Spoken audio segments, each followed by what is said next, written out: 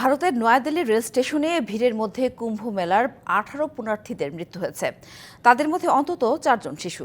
ঘটনার কারণ খুঁজতে তদন্ত কমিটি গঠন করেছে কর্তৃপক্ষ। এই ঘটনায় শোক প্রকাশ করেছেন দেশটির প্রধানমন্ত্রী নরেন্দ্র মোদি।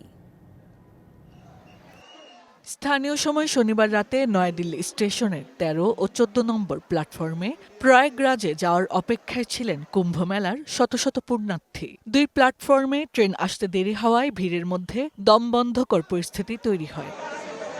দেশটির গণমাধ্যম এনডিটিভি জানিয়েছে, এ সময় যাত্রীদের অতিরিক্ত ভিড়, হুড়োহুড়ি ও ধাক্কাধাক্কিতে ঘটে হতাহতের ঘটনা। কোনো কিছু বুঝে ওঠার আগেই প্ল্যাটফর্মে অনেক মানুষ চলে আসে। খুব দ্রুত গতিতে একজন আরেকজনকে ধাক্কা দিতে লাগলো। এ সময় ভিড়ের মধ্যে আমার মা পড়ে যান। হাসপাতালে নেওয়ার পর চিকিৎসক তার মৃত্যু নিশ্চিত করে।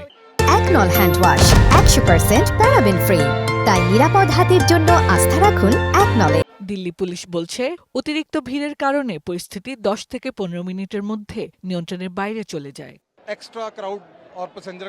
ট্রেন দুটি আসতে বিলম্ব হওয়ায় একটি ছোট জায়গার মধ্যে প্রচুর লোক জড়ো হয়ে যান, আর এতে কয়েকজন গুরুতর আহত হয়ে পড়েন। ঘটনার বিস্তারিত জানতে আমরা তদন্ত কমিটি গঠন করেছি।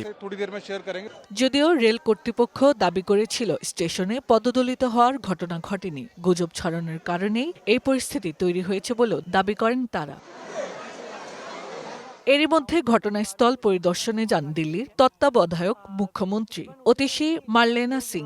রেলওয়ে স্টেশনের পরিস্থিতি এখন নিয়ন্ত্রণে রয়েছে বলে জানান তিনি। এ ঘটনায় শোক প্রকাশ করেছেন ভারতের প্রধানমন্ত্রী নরেন্দ্র মোদি। ক্ষতিগ্রস্ত পরিবারকে আর্থিক সহায়তা দেওয়ার প্রতিশ্রুতিও দেন তিনি। Hasna Akter, DBC news desk.